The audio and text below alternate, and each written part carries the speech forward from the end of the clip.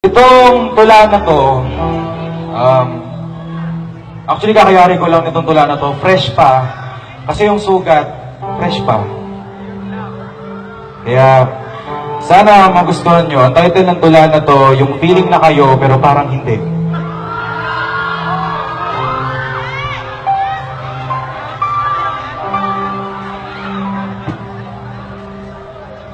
Feeling. Ito, yung salita na pwede mo nang ihalin tulad sa pagka-assuming. Pero, itong feeling ko na to, Jack, ako'y sigurado. Kasi itong feeling na to, malakas sa akin ang dating. Lahat ng aking daing, hinanaing, lahat ginawa ko upang ang yakap mo'y manatili sa aking feeling. Kasi feeling ko nawawala na yung tayo. Alam mo yung feeling na kayo, pero parang hindi. Alam mo yung feeling na meron kang bubblegum na kahit wala na yung tamis, minunguya mo pa rin. Alam mo yung feeling na sumusuntok ka na lang sa hangin, yung tipong hinahayaan ko na lang na wala nang bagong pangyayari, yung puro ala-ala na lang natin ang binabalikan kasi alam ko kahit minsan naging masaya ka sa atin, sa tayo. Alam mo yung feeling na sasabihan ka niya ng mahal ka niya pero di naman niya ipapadama. Alam mo yung feeling nun? Ako alam ko.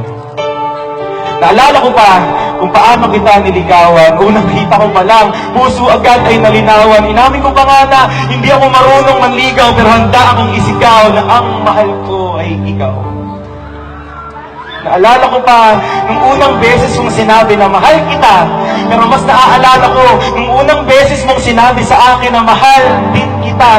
Naalala ko pa nung sinasabi ko sa sarili ko na kaya mo pa ba? Pero mas naaalala ko nung sinabi mo sa akin na oo, tayo na. Naalala ko pa nung mga panahong nahihiya ka pa tumingin sa aking mga mata, pero mas naaalala ko nung unti-unti nang lumilihis ang tingin mo sa akin. Ba't nga ba? Naaalala ko pa nung akala ko mawawala ka sa akin, kaya hinigpitan mo ang kapit sa puwang ng kamay ko. Pero mas naaalala ko nung alam mong andito lang ako palagi, kaya unti-unti nang kumakalas, dumudulas, pumipigtas ang pagtaban mo. Ang mga alaalang ito ay nagsilbing barako na kape sa gabi na hindi magpapatulog at gigising sa iyong diwa para ipaalala sa iyo siya sa umaga pagkagising.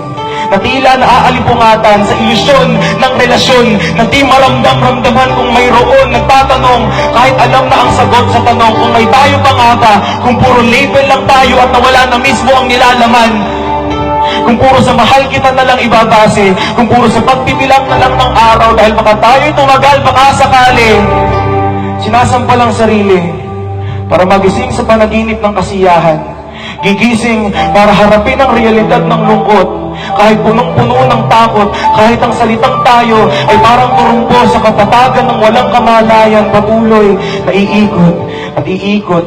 At ako ay patuloy na umiikot.